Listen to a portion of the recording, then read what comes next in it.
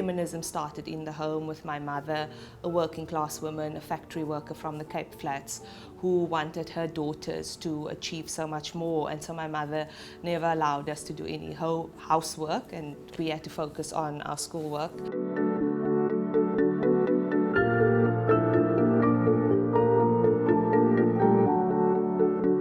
I come from a generation of women that, didn't go to school, that didn't have the opportunities. My great-grandmother was a farm worker, my grandmother was a cook, my mother was a factory worker, and suddenly they have a daughter with a master's degree that has traveled the world.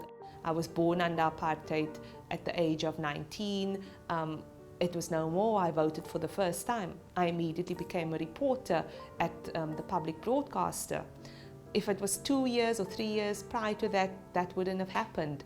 And so things have changed in my lifetime, and for that I'm very grateful.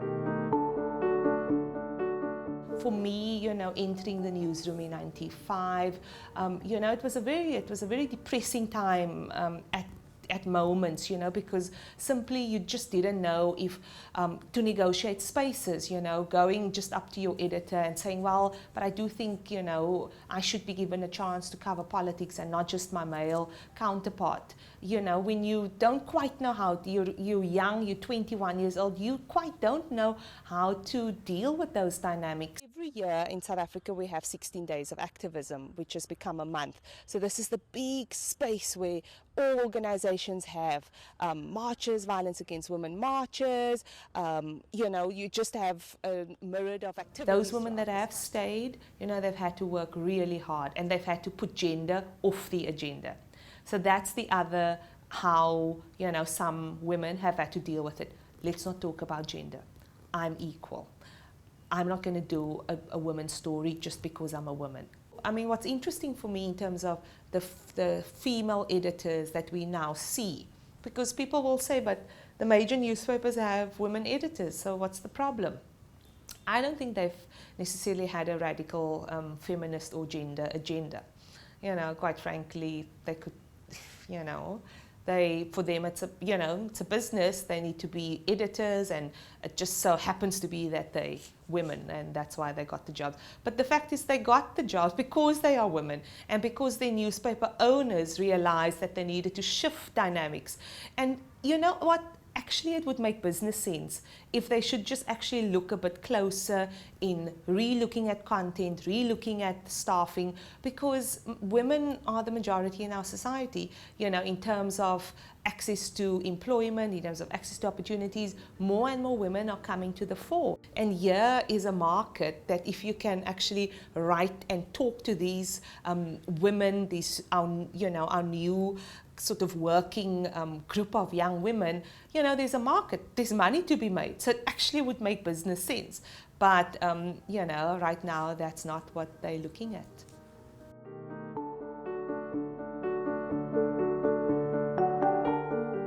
Cape Town, we were involved with the Beijing Platform of Action because as Women's Media Watch, we were part of a global group of women's organizations that monitored how the media was reporting on the Beijing process, and there was quite a lot of excitement and activity around it. I didn't go to New York myself, but I know a lot of women who did, and it was really a moment for South Africa to shine. And shine, some South African activists did.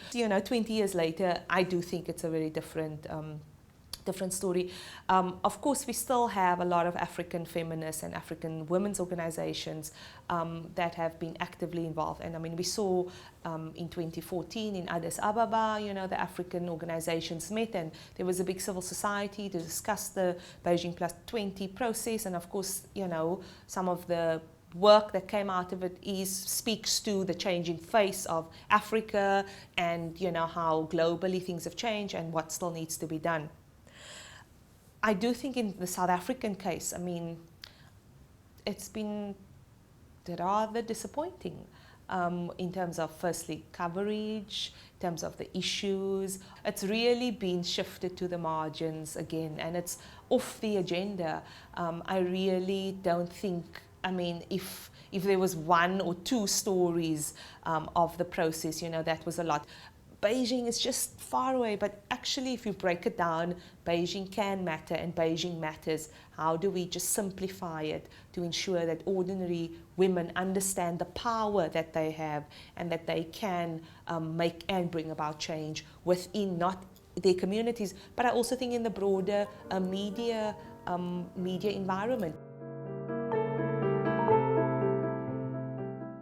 You know, women always pointed out that they never saw themselves. You know, it was always negotiated through someone with straight hair or a weave or a wig or a light of complexion person, instead of seeing someone with their natural hair, dark skin color, fat. You know, it was always negotiated through different prisms of how a woman should look.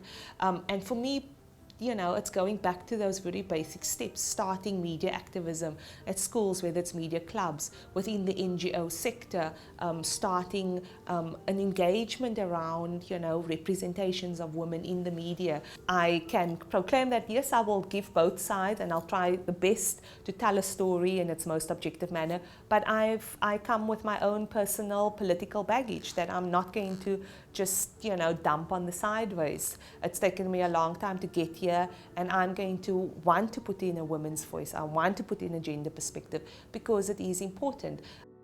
Because I've seen change in my lifetime, I know that it is possible and that you have to be an optimist.